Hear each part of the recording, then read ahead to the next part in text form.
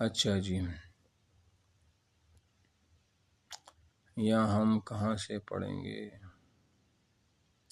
ہاں، ہم نے حقیقت اور حقیقت کی 3 قسمیں پڑھی تھی نا، وہی تھا نا۔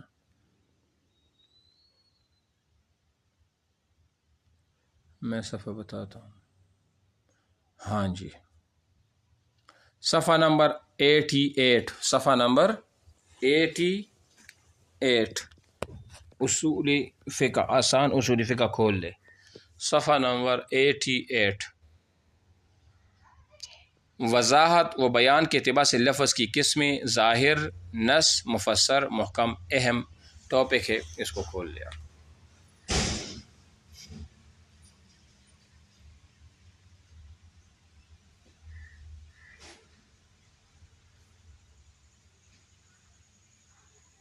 صفحہ کھول لے، پھر مجھے بتا دی، صفحہ نمبر 88۔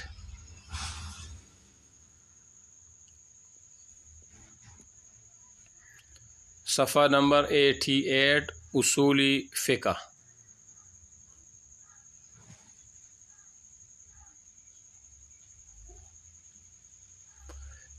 اچھا جی، صفحہ نمبر 88، اصول فقہ۔ یہاں یہ اصول فقہ کی اہم بحثوں میں سے ہے۔ واضح ہونے کے اعتبار سے لفظ کی 4 قسمیں ہیں۔ مثال کے طور پر ایک لفظ میں کتنی وضاحت ہوگی؟ ایک لفظ میں مثال کے طور پر 30% واضح ایک لفظ ہے، تو ایک لفظ ہوگا 40% واضح ہوگا، ایک لفظ ہوگا وہ 60% واضح ہوگا، اور ایک لفظ ہوگا جو کہ 100% وہ واضح ہوگا۔ تو جو 100% واضح ہوگا، جس میں کسی قسم کے شک و شبہ نہیں ہوتا، وہ محکم ہوتا ہے، اور محکم کے بعد دوسرا درجہ وضاحت وہ مفسر کا ہے، اور مفسر سے کم درجہ نص کا ہے، اور پھر نص سے سب سے کم درجہ وہ ظاہر کا وہ ہوتا ہے۔ ٹھیک ہے، یا ہم ان ساروں چیزوں کو وہ پڑھیں گے۔ وہ آپ کو اگر یاد ہوگا نا، یہ جو میں نے آپ کو پڑھایا تھا کہ اصول فقہ ان قواعد اور اصول کا نام ہے کہ جن کے ذریعے ایک مجتہد احکام شرعیہ کو ان کی تفسیر دلائل سے مستنبط کرتا ہے، وہ اصول و قواعد یہ ہوتے ہیں۔ مثال ظاہر ہے، یہ بھی ایک اصول و قاعدہ ہے، مفسر ہے، نص ہے، محکم ہے، متشابہ وغیرہ، یہ ساری چیزیں جو ہے نا، یہ وہ اصول و قواعد کے زمرے میں وہ آ جاتی ہیں۔ تو اگر آپ سے اکثر پوچھے نا اس طرح کے سوالات کہ وہ اصول و قواعد کیا ہوتی ہیں جو آپ تعریف میں پڑھتے ہیں کہ اصول و قواعد، اصول و قواعد، تو آپ یہ بتائیں گے۔ اچھا، ابھی ظاہر کیا ہوتا ہے؟ ظاہر کی تعریف: ظاہر وہ لفظ ہے جس کی مراد خود اس لفظ کی سے سمجھ میں آ جائے، البتہ اس سے ثابت ہونے والا حکم کلام کا مقصود نہ ہو، جیسے اللہ تعالیٰ کا ارشاد ہے۔ کیا مطلب ہے؟ یعنی ظاہر کلام کا ایک وہ حصہ ہوتا ہے، یا کلام کا ایک وہ لفظ ہوتا ہے جو بس اس میں کسی غور و فکر کی ضرورت نہیں ہوتی، بس جیسے ہی آپ نے سن لیا، جیسے ہی آپ نے پڑھ لیا، اور آپ کو پتہ چل گیا کہ اس کا جو مطلب ہے یا اس کا جو معنی ہے وہ یہ ہے، لیکن وہ کلام کا مقصود نہیں ہوتا۔ وہ کلام کا یہ پوائنٹ ذہن میں رکھے، وہ کلام کا مقصود نہیں ہوتا، اس معنی کے لیے کلام کو لایا گیا نہ ہو۔ بات سمجھ آ رہی ہے نا؟ تو اس کو کیا کہا جائے گا؟ اس کو ظاہر کہا جائے گا۔ مثال، اللہ تعالیٰ فرماتے احل اللہ البیع وحرم الربا۔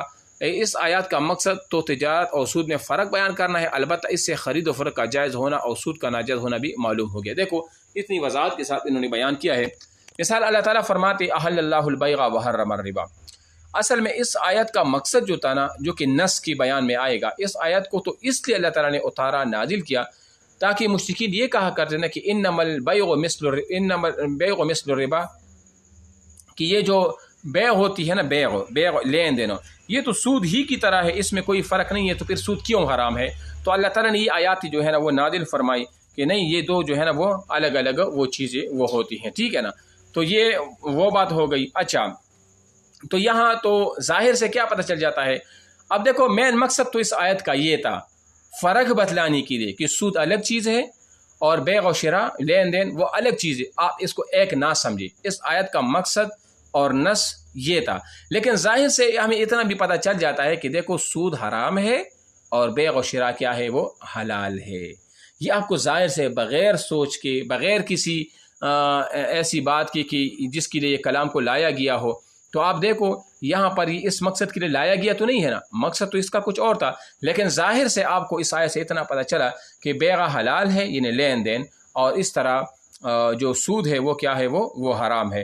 تو اس کو ہم کیا کہیں گے؟ ظاہر وہ کہیں گے۔ اس کی مزید بھی مثالیں ہیں، ساتھ ساتھ پھر وہ مثالیں میں آپ کو بتاتا رہوں گا۔ ٹھیک ہے نا؟ یہ تو ہو گیا ظاہر کی وہ مثال. اب ظاہر کا حکم کیا ہے؟ ظاہر کا حکم مطلب یہ تو ظاہر ہے اور حکم ہے، ایک اللہ کا ایک خطاب ہے، تو اس کا حکم کیا ہے؟ حکم اس کا یہ ہے کہ اس پر عمل کرنا واجب ہے. اس سے حدود کفارات بھی ثابت ہوتے، البتہ اس میں تعویل اور نسخ کی گنجائش ہوتی ہے. یہ جو ہم بعد میں مثال آئیں گے وہاں میں آپ کو ساتھ ساتھ وضاحت کرتا رہوں گا کہ اس سے حدود کیسے ثابت ہوں گے، کفارات مطلب وہ کیسے ثابت ہوتے ہیں. البتہ چونکہ یہ ظاہر ہوتی ہے، اتنی وضاحت اس میں تو نہیں ہوتی جتنی کہ نص میں ہوتی ہے، جتنی کہ مفسر میں ہوتی ہے، جتنی کہ محکم میں ہوتی ہے. تو لہذا اس میں تعویل اور نسخ کی گنجائش ہو سکتی ہے. تعویل کا مطلب یہ ہے کہ ہم اس آیت کا وہ معنی نہ لیں اور کوئی اور معنی لے لیں، تو اس کا معنی تعویل، اس کا یہ تعویل کا مطلب یہ ہے. اور تخصیص نسخ کا مطلب یہ ہوتا ہے کہ ہم اس کو کیا کریں، منسوخ کریں اس حکم کو. شریعت اس حکم کو منسوخ بھی کر سکتا ہے. تو یہ احتمالات ظاہر کے اندر وہ موجود وہ ہوتی ہے، اس میں اتنے احتمالات وہ موجود ہوتی ہے. تو یہ تو ظاہر ہوا اور اس کا حکم بھی ہوا. اچھا، اس کے بعد